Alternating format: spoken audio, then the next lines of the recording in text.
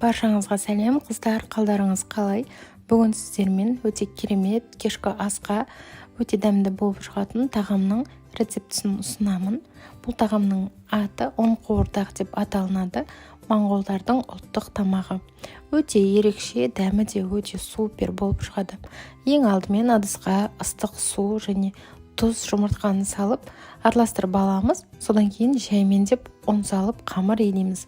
Қамырыңыз кішкене қаттылау болғаны дұрыс, жұмсақ болса, былжырап жайған кезде дәмі онша емес болып қалады.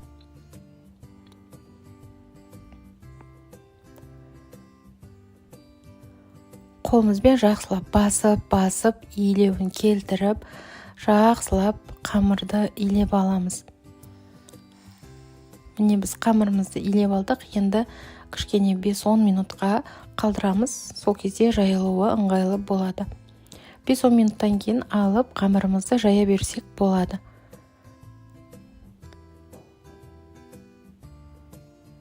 Суалы етіп аламыз, өйткені осылай жайғанға ыңғайлы болады. Қолымыздың көмегімен саусақтарымызбен басып, шет жағын басып, жақсылап жаюға келтіріп аламыз.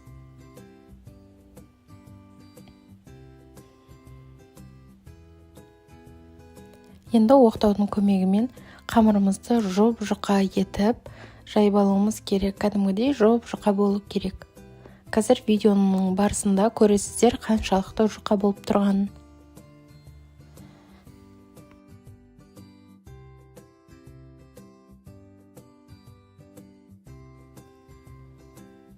Қамырдың шет жақтарын көбірек басуға тырысыңыздар, сол кезде ортасы жұқа, шеті қалың болып қалмайды. Содан кейін ішкі жағына жақсылап бір тегіс етіп, шет жағына дейін жеткізіп, кәдімгідей бір тегіс болып жағылу керек. Осындай сұйық май, яғни тағамға пайдаланатын майымызды тегіс етіп жағып алуымыз керек. Содан кейін осылай орама сияқты ораймыз. Дәл осылай видеода көрсетілгендей орап алыңыздар. Менің манты қазаным кішкентай болғандықтан мен қамырды, жайып алған қамырымды екіге бөлдім. Егер сіздерде манты қазандарыңыз үлкен болса, біреу қылып пісіруге болады. Осылай арасына май жағып, дәл осылай орап, манты қазанның листіне қоятын боламыз қазір.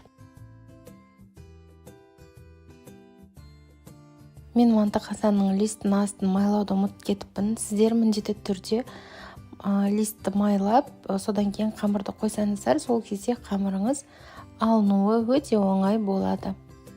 Сосын уайымдамаңыздар, қамырдың арасы мүлде жабысып қалмайды, өйткені май бар, қамырдың құрамында жұмыртқа бар, сондықтан өте дәмді болып шығады. Осылай листке орналастырып, бетіне жақсылап майды жағып аламыз да, манты қазанымызға 40-50 минутқа қойып қоямыз. Содан кейін подливін дайындауға кірісеміз. Бізге пияз, сәбіз, картоп және ет керек болады. Етімізді дәл осылай жұқалап, ұзын-ұзын етіп турап аламыз. Одан кейін пиязымызды, картоп, сәбізіміздің барлығын турап аламыз.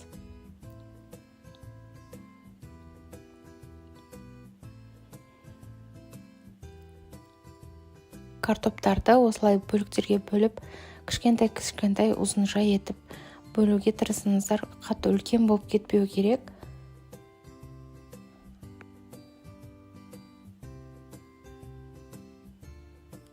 Сәбізімізді де дәл солай, бірақ картоптан кішкене жіңішкелеу етіп тураймыз, өйткені сәбіздің пісуі кішкене кеш болғандықтан жіңішкелеу турағандарыңыз жөн. Содан кейін қазанымызды отқа қойып, қыздырып, май құйып аламыз. Майды кішкене көптеу құйыңыздар, өйткені біз бұл тамаққа су құймаймыз, сондықтан майға пісетін болғандықтан кішкене 1-2 ас қасық көбірек құюларыңызды сұраймын. Пиязды жақсылап етпен бірге араластырып қуырамыз. Пияз кішкене сарғайып, қызара бастаған кезде сәбізбенен картошкамызды салып бірге араластырып қуырамыз. Бетін жауып, қақпағымен қайта дымдап, ешқандай су құймай, картопты пісіріп алуымыз керек.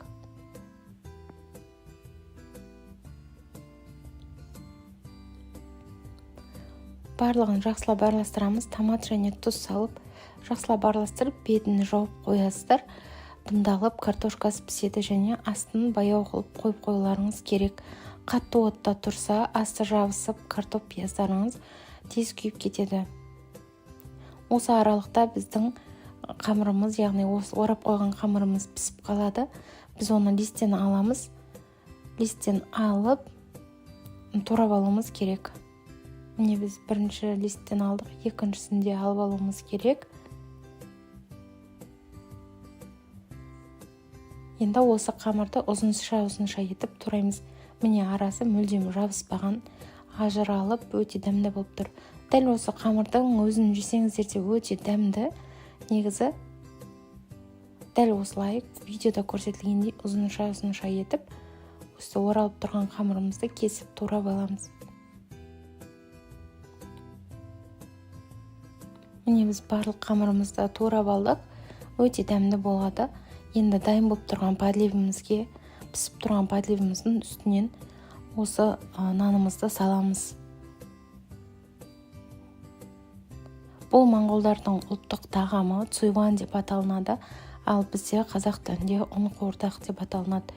Кейбіреулер осы тағамды нан салмамен шатастырып жатады, бірақ бұл нан салма емес. Нан салманы қамырын суға пісіріп алса, бұны дәл осылай қасқанға пісіріп, манты қазанға пісіріп дайындайды. Енді салған подливкаменен қамырды жақсылап араластырып аласыздар да 5 минутқа қақпағын жауып қойып қоясыздар.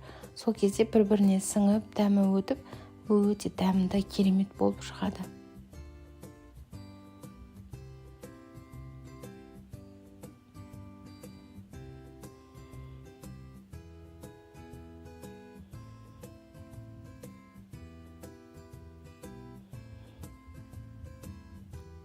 Міне біздің тағамымыз дайын болды. Бетін аштық. Өте дәмді болып шығады. Кешкі асқа жасап көріңіздер, өте дәмді. Отбасыңызға барлығына ұнайды деген ойдамын. Менің өзіме, отбасыма қатты ұнады бұл тағам. Нан салмадан өте ерекше дәмді болып піседі екен. Жасап көруге кеңес беремін. Өте дәмді, керемет болып шығады. Видеоның соңына дейін қараған болсаңыз, үлкен рахмет айтамын. Менің каналыма тіркеліп, қоңыраушаны басып қойсаңыздар, каналымдағы видеоларды бірінші болып көріп отырасыздар және ешқандай видеоны жіберіп алмайсыздар. Келесі видеода көріскенше сау болыңыздар. Сіздермен болған Мөлдір.